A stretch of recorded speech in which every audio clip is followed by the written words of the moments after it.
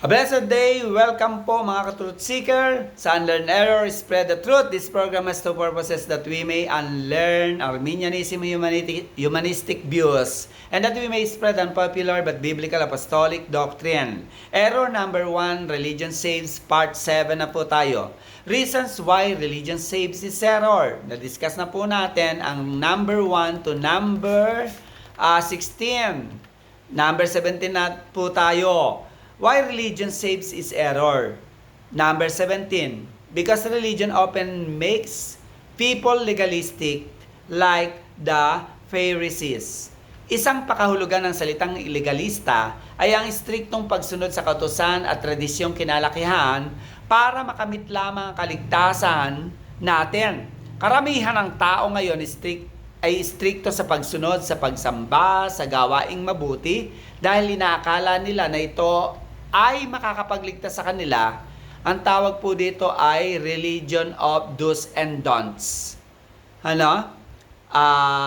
Legalism po yan.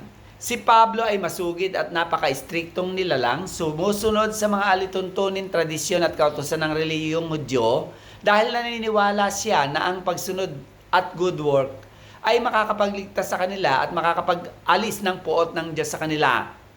Acts 26:5 na napapagtalastas nyo mula pa ng una kung ibig nyong magsisaksi na sabi ni Pablo, alinsunod sa lalong mahigpit na sekta ng aming reliyon ay nabuhay akong isang pariseyo sa aming reliyon.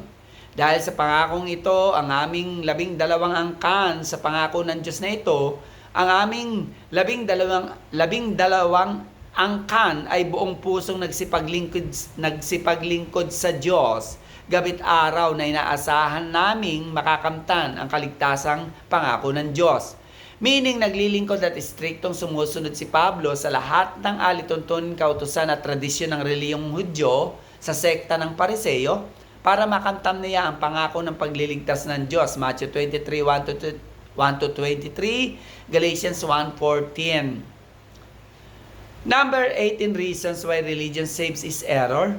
Because religion cannot heal our blind minds. Unang dapat nating manawa na madalas pa nga na ang reliyong kinakapitan natin ay nagiging dahilan para di natin makita ang katotohanan. Karanasan mismo ito ni Pablo, mga ka-truth seeker, na siya ay nabulag ng maling pananampalataya, nabulag ng katotohanan, habang siya ay nananatiling tapat at masugid na sumusunod at kumakapit sa kanyang reliyong Pariseyo at Hudyo. Maliban na lang na ang illumination ng Holy Spirit ay sumaaten. Si Pablo ay binulag ng Diyos ng sanlibutan sa katotohanan si Jesus ang tagapagligtas. Hindi ang reliyon. Hindi ang pagiging istriktong pagsunod sa kautusan at lalong hindi ang pagiging reliyoso natin na makakapagligtas sa atin katulad ni Pablo. 2 Corinthians 4:3 sabi ni Pablo, kung ang aming ebanghelyo ay natatalokbungan pa, ay may talokbong sa mga napapahamak.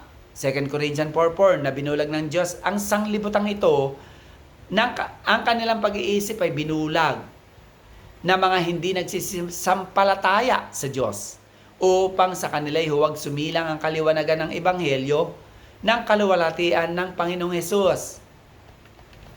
Pangalawang dapat nating maunawaan, mga ka-truth seeker, na maliban na magpakahayag si Jesus sa atin sa pamamagitan ng Holy Spirit, ay hindi natin makikilala ang tagapagligtas at hindi tayo maliligtas. Matthew 16:15, sabi ni Jesus sa kanila, but whom say ye that I am? Sino nga ba ako sa inyo, mga alagad ko? Matthew 16:16, sinabi ni Simon Peter, thou art the Christ, the Son of the living God. Sumagot si Jesus, Simon Bar-Jonah, for flesh and blood hath not revealed it unto thee, but my Father which is in heaven. Hindi ang flesh mo, talino mo, ang naghayag ng katotohanan ako ay anak ng Diyos.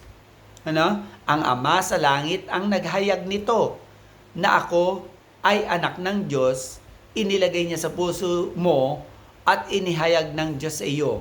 Matthew 16:17. 1 Corinthians 2:10, God's Spirit has shown you everything. His Spirit finds out everything, even what is the deep things in the mind of God. 2 Corinthians 2:11, God is spirit, the only one who knows what is in God's mind reveals it to you. 1 Corinthians 2:12, but God has given us His Spirit. That's why we don't think the same way the people of this world think. That's also why we can recognize the blessing that God has given us, including salvation. 1 Corinthians 2:14, that's why only someone who has God's Spirit can understand spiritual blessing, including salvation. And anyone who does have not the Spirit of God thinks this blessing, especially salvation, is foolishness. So, Galatians 1:14, Galatians 1:16, basahin nyo na lang po kung paanong ang bulag na Pablo ay naliwanagan sa gospel of truth and gospel of grace and salvation. Pangatlong dapat nating maunawaan na madalas ang reliyon pa ang sumasalungat at kumakalaban sa katotohanan, katulad sa karanasan ni Pablo sa Acts 26:5 hanggang Acts 26:11. Pinapaliwanag ko na po yan ng mga nakaraan, hindi ko na po papaliwanag, mga ka-truth seeker. Relevance challenge po ng ating pinag-aralan. Naway maging katulad tayo ni Pablo na matapos siyang ma-regenerate ng Holy Spirit, siya ay nagpakalago sa kanyang espiritual na pamumuhay, naglingkod, nagkaroon ng panahon sa Diyos at sa truth, at ipinangaral ang katotohanan. Summary statement po ng ating pinag-aaralan: religion can lead the unregenerate away from God. I repeat, religion can lead the unregenerate away from God. To unlearn error, spread the truth, you may connect with us, like, follow, watch, and subscribe sa link na ibibigay po namin sa inyo. Good day and God bless po sa ating lahat.